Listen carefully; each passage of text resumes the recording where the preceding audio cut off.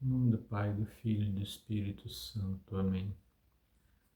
Irmãos e irmãs, seguimos o nosso projeto Salmos e hoje meditando nesse belíssimo Salmo 33, em algumas versões bíblicas, o 32, 33, onde Davi aqui, mais uma vez, ele esquece um pouco das suas agruras, das suas lutas pessoais, para que diante do Senhor aqui em oração, ele nesse salmo, ele vai exaltar a soberania de Deus. Soberania de Deus no sentido de dizer que Deus é poderoso para realizar e fazer tudo o que quiser, na hora que quiser, no momento que quiser. Fazer e desfazer, se assim ele o desejar. E é por isso que mesmo que Davi, reconhecendo essa soberania de Deus, ele vai declarar aqui nesse salmo que pela palavra do Senhor foram feitos os céus, pelo sopro de sua boca as forças celestes todas. É aqui nesse salmo também que ele vai dizer, pois ele falou e tudo se fez, ele mandou e tudo foi criado. Ele falou, ele mandou e tudo foi criado. Sabemos que essa visão cristã, criacionista, acreditamos que tudo provém de uma inteligência, de uma vontade que pensou, quis, desejou e fez, se confronta com uma outra visão, uma outra ideia evolucionista que diz que tudo é obra de um acaso. Apesar de que muitos evolucionistas até dizem que não acreditam mais no acaso, e aí é uma confusão. Mas, a princípio, para os não crentes nessa palavra, tudo é obra de um acaso. Mas para aqueles que creem verdadeiramente nesse Deus vivo que existe, é real, é soberano e tudo pode, nós cremos que tudo o que existe nos seus detalhes mais intrigantes, isso é força de uma vontade e não de um acaso. E dentro dessa vontade estava quem? O ser humano.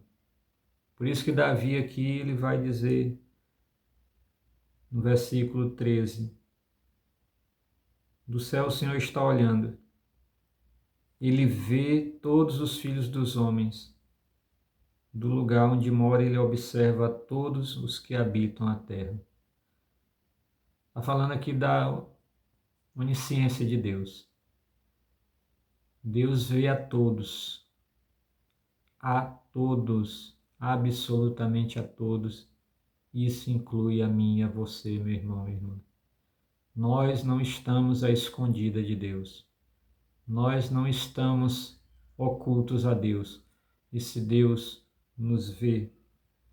E Davi ainda vai mais além quando diz: foi ele quem lhes formou o coração a cada um e compreende todas as suas obras.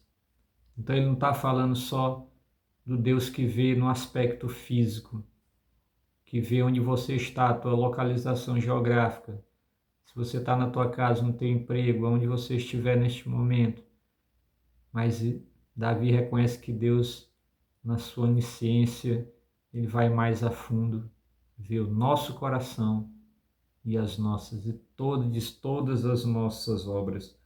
Ou seja, Deus compreende a nós no mais íntimo de nós. Então, irmão, irmã, como se esconder de um Deus que tem tal onisciência, que tem tal poder? Como duvidar dele? Como rejeitar a ele?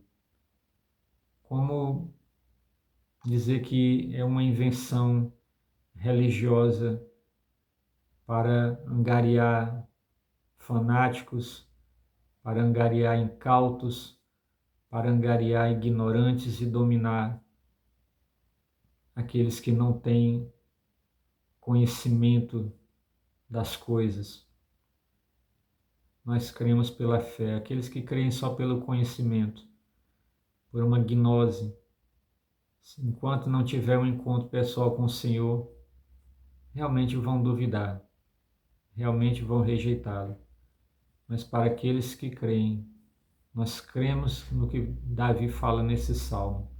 Esse Deus nos conhece o nosso coração, compreende todas as nossas obras, os nossos sentimentos mais íntimos, as nossas vontades mais íntimas.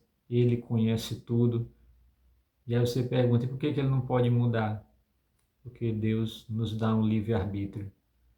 Deus vê a raiz e a gênese de cada mal que vai nascendo no coração humano. Deus pode até agir de alguma maneira, ele age, tenta mover coisas e pessoas para demover aquele mal, aquela intenção. Mas Deus não pode agir diretamente para refrear aquilo, porque senão nós seríamos bonequinhos na mão do Senhor. E Ele nos dá um livre-arbítrio. Então, irmão e irmã, sabendo dessa realidade, dessa onipotência, dessa onisciência de Deus, e que Ele conhece a nós a fundo e nada está escondido a Ele, é que Davi, então, diz aqui no Salmo, no versículo 8, que toda a terra tema o Senhor. Diante de sua face tremam todos os habitantes do mundo. Meu irmão, minha irmã, sabendo Deus, sabemos nós que Deus conhece a nós a fundo, e sabe as nossas mais íntimas intenções, e sabe que se elas forem más, teremos um dia um juízo contra nós, que nós temamos esse Senhor, que nós tremamos perante Ele, que nós verdadeiramente o respeitemos e guardemos esse temor. E que os olhos do Senhor, que estão sobre os que o temem, sobre aqueles que contam com sua misericórdia, Ele preservará da morte as suas vidas e há de alimentá-los na penúria. Aqueles que temem o Senhor terão sempre a sua misericórdia em seu favor. Diz aqui Davi, é uma verdade, Ele há de alimentá-los na penúria.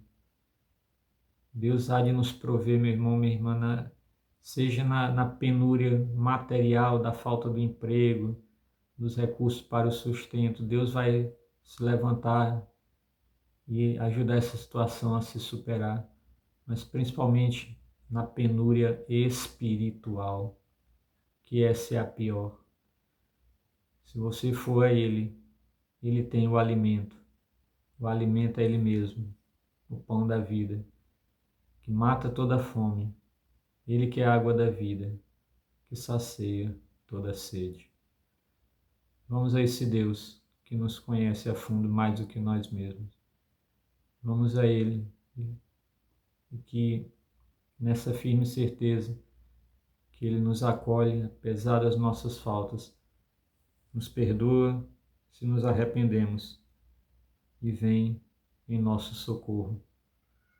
E concluindo, Davi diz, nele se alegrará o nosso coração, pois no seu santo nome nós esperamos.